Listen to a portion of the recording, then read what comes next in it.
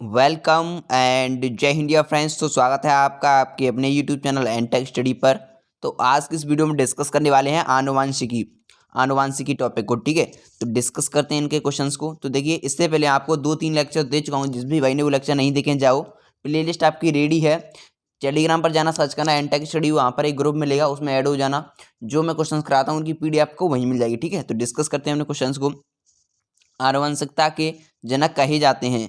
आनुवंशिकता के जनक कौन कहे जाते हैं? तो इस क्वेश्चन का राइट आंसर है आपका मेंडल। कौन?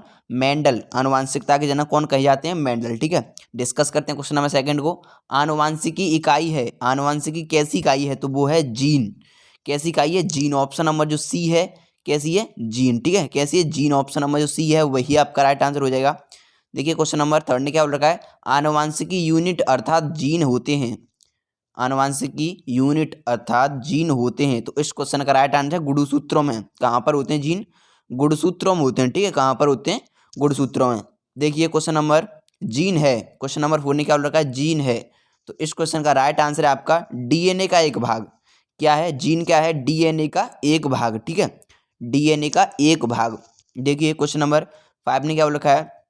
सर्वप्रथम प्रयोगशाला में जीन का संश्लेषण करने वाले वैज्ञानिक हैं। सर्वप्रथम प्रयोगशाला में जीन का संश्लेषण करने वाले वैज्ञानिक हैं। तो इस क्वेश्चन का नाम है खुराना। कौन थे? खुराना। ऑप्शन नंबर जो डी है वही आपका राइट आंसर हो जाएगा। देखिए, क्वेश्चन नंबर 6 ने क्या बोल रखा है? एक जीन एक एंजाइम सिद्धांत प्रतिपादित किया।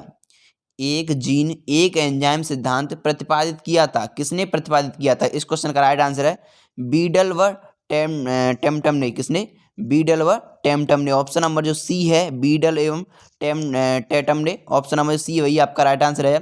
जीन को व्यक्त किया जा सकता है, जीन को व्यक्त किया जा सकता है। तो इस क्वेश्चन का राइट आंसर है उपयुक्त सभी तरह से। आनुवंशिक इकाई से, डीएनए का एक भाग, या उत्परिवर्तन की इकाई से। तो ऑप्शन नंबर जो डी है वही आपका राइट आंसर हो जाएगा। ठीक है, देखें क्वेश्चन नंबर नेक्स्ट को। क्वेश्चन नंबर 8 ने क्या बोल रखा है? जीन का वर्तमान नाम देने वाले वैज्ञानिक हैं। जीन का वर्तमान नाम देने वाले वैज्ञानिक कौन है? तो इन क्वेश्चन का नाम है ऑप्शन नंबर डी, जहानसन। कौन? जहानसन। ऑप्शन नंबर जो डी है वही आपका राइट आंसर हो जाएगा। देखिए, क्वेश्चन नंबर 9 ने क्या बोल रखा है? कोशिका में पाया जाने वाला आनुवंशिक पदार्थ है। कोशिका में पाया जाने वाला आनुवंशिक पदार्थ है वो है डीएनए। ठीक है, डीएनए आपका कोशिका में पाए जाने वाले आनुवंशिक पदार्थ है। देखिए, क्वेश्चन नंबर 10 ने क्या बोल रखा है? प्रयोगशाला में सर्वप्रथम डीएनए का संश्लेषण किया था। प्रयोगशाला में डीएनए का संश्लेषण किसने किया था? तो इस क्वेश्चन का राइट आंसर अभी मैंने आपको बताया था, किसने किया था? खुराना ने। जो ऑप्शन नंबर बी है वही आपका राइट आंसर हो जाएगा। ठीक है, ऑप्शन नंबर जो बी है। देखिए, क्वेश्चन नंबर 11 ने क्या बोल रखा है? डीएनए का डबल हेलिक्स मॉडल, डीएनए का डबल हेलिक्स मॉडल किसने दिया? मेरी थोड़ी तबीयत ठीक नहीं है, थोड़ी गले में दिक्कत है, कोल्ड वोल्ड हो रखा है, तो थोड़े बोलने में दिक्कत हो रही है, पर कोई ना, आपके लिए तो जान हाजिर है। देखिए, क्वेश्चन नंबर 11 क्या बोल रखा है? डीएनए का डबल हेलिक्स मॉडल किसने दिया? तो देखिए, इस क्वेश्चन का राइट आंसर है आपका ऑप्शन नंबर सी, वॉटसन एवं क्रिक ने। किसने? वॉटसन एवं क्रिक ने। डीएनए का डबल हेलिक्स मॉडल किसने दिया? वॉटसन एवं क्रिक ने। ठीक है, डिस्कस करते हैं क्वेश्चन नंबर 12 को। वसानुगत विशेषताएं मुख्य रूप से माता पिता से बच्चों में पहुंचती हैं, जो मुख्यतः के माध्यम से पहुंचती हैं। किसके माध्यम से पहुंचती हैं? तो देखिए, इस क्वेश्चन का राइट आंसर आपका ऑप्शन नंबर जो सी है, किसका? जीन से। किसके? ऑप्शन नंबर जो सी है, जीन, वही आपका राइट आंसर हो जाएगा। वंशानुगत विशेषताएं मुख्य रूप से माता पिता से बच्चों में पहुंचती हैं। किसके द्वारा? जीन के द्वारा। ठीक है, देखिए, क्वेश्चन नंबर 13 ने क्या बोल रखा है? किस कारण एक माता पिता की सभी संतानें एक समान नहीं होती? किस कारण एक माता पिता की सभी संतानें एक जैसी नहीं होती? किसके कारण नहीं होती? आनुवंशिक भिन्नता के कारण, वातावरण की भिन्नता के कारण, या उपयुक्त दोनों, या इनमें से कोई नहीं? तो उपयुक्त दोनों के कारण। ठीक है, आनुवंशिकता भिन्नता के कारण या वातावरण की भिन्नता के कारण। ठीक है, ऑप्शन नंबर जो 2 है और ए बी दोनों आपके राइट आंसर है। क्वेश्चन नंबर 14 ने क्या बोल रखा है? मनुष्य में द्विगुणित क्रोमोसोम्स की संख्या होती है। तो इसकी संख्या होती है आपकी ऑप्शन नंबर जो ए है 46, 23। कितनी? 23 होती है। ठीक है, द्विगुणित क्रोमोसोम्स की संख्या कितनी होती है? 23। ऑप्शन नंबर जो बी है, मनुष्य में द्विगुणित क्रोमोसोम्स की संख्या कितनी होती है? 23। देखिए, क्वेश्चन नंबर 24 ने क्या बोल रखा है? सॉरी, ये क्या आंसर? तो 14 या 15।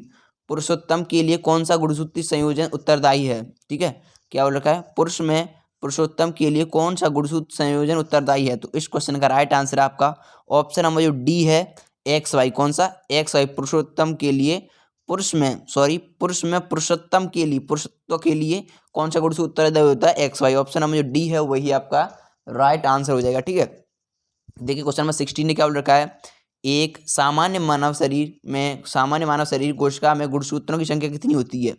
एक सामान्य मानव शरीर में कोशिका में गुणसूत्रों की संख्या कितनी होती है, तो वो होती है आपकी 46। कितने होते हैं, 46। ठीक है, एक द्विगुणित मनुष्य में 23, द्विगुणित क्रोमोसोम्स की संख्या 23। देखिए क्वेश्चन नंबर 17 ने क्या बोल रखा है, मनुष्य में नर का गुणसूत्र सम्मिश्रण होता है। मनुष्य में नर का गुणसूत्र सम्मिश्रण होता है, किसरण होता है, तो वो होता है आपका एक्स वाई का। किसका, एक्स वाई का। ऑप्शन नंबर जो बी है वही आपका राइट आंसर है।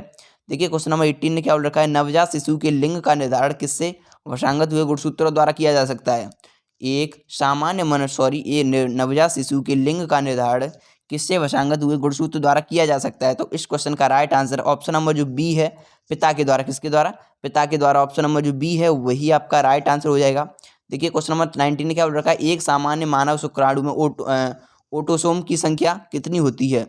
एक सामान्य मानव शुक्राणु में ऑटोसोम की संख्या कितनी होती है, तो इस क्वेश्चन का राइट आंसर आपका कितने, 22 जोड़ी। कितने, 22 जोड़ी होती है। ऑप्शन नंबर जो सी है वही आपका राइट आंसर हो जाएगा। ठीक है, डिस्कस करते हैं क्वेश्चन नंबर 20 को। थोड़ी गले की वजह से दिक्कत हो रही है, पर कोई ना यार।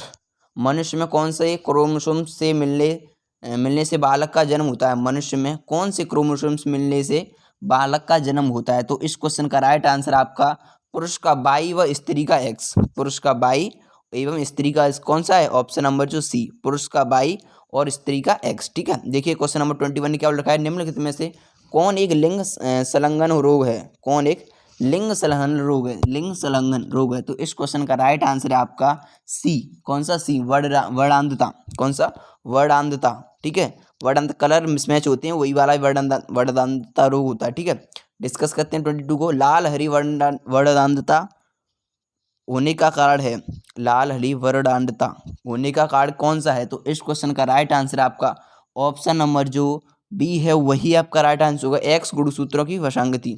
वशांगति, ऑप्शन नंबर जो बी है वही आपका राइट आंसर हो जाएगा। ठीक है, हीमोफीलिया। हीमोफीलिया में होता क्या है, हीमोफीलिया में क्या होता है, हीमोफीलिया में 23, क्वेश्चन नंबर 23 ने क्या बोल रखा है, हीमोफीलिया में क्या, तो इस क्वेश्चन का राइट आंसर रक्त का थक्का नहीं बनता। कम से कम 78 घंटे तक रक्त का थक्का नहीं जमता। पता बहुत सारा, मेरे पास एक ऑफलाइन में बच्चा पढ़ता है, सुमित नाम है शायद उसका, ऐसा ही कुछ है।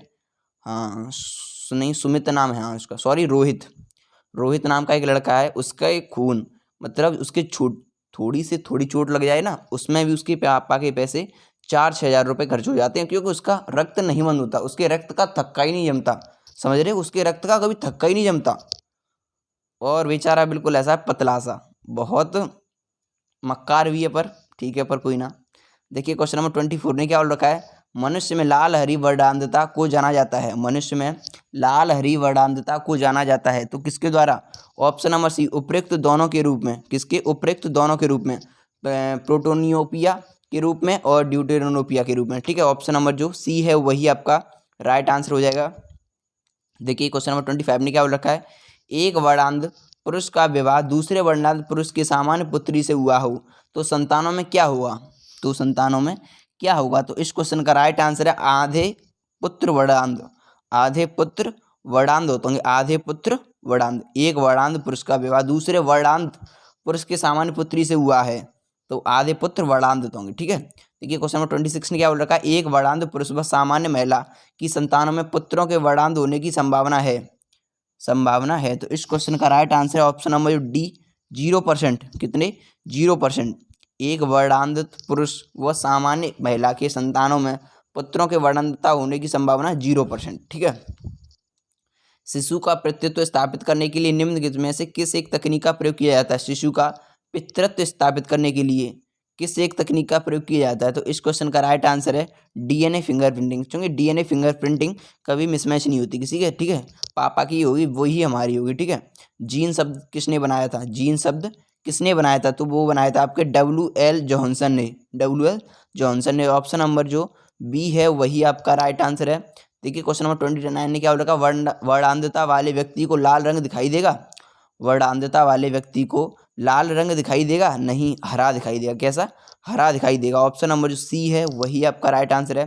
30 ने क्या बोल रखा है, एक वर्णांधित पुरुष एक सामान्य महिला से विवाह करता है, दलिता के साथ उत्पन्न होंगे उसके, दलिता के साथ उत्पन्न होंगे उसके पुत्रियों में कुल, पुत्रियों में कुल।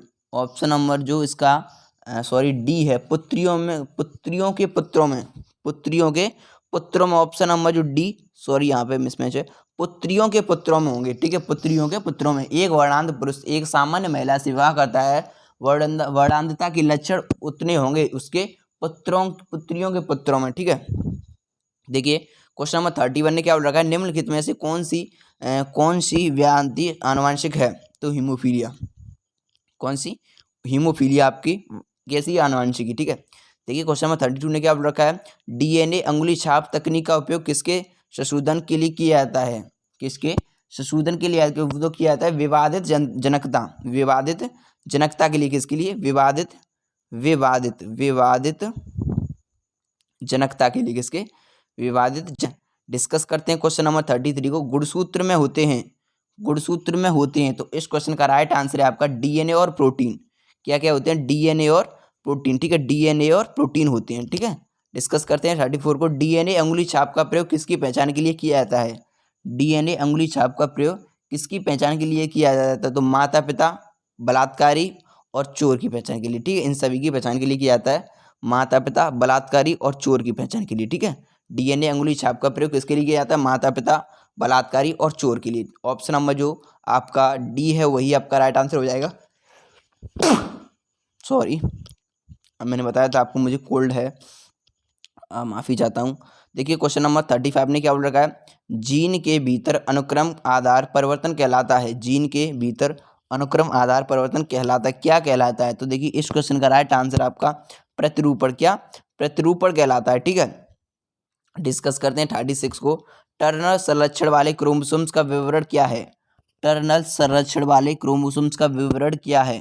तो वो है आपका 44A और XO, 44A और XO। ऑप्शन नंबर जो ए है वही आपका राइट आंसर है। तो मिलते हैं नेक्स्ट वीडियो में, तब तक के लिए टेक केयर। और थोड़ा और बताता पर क्या करूं यार, गले में बहुत ज़्यादा दिक्कत हो रही है, सच बता रहा हूँ मैं आपको।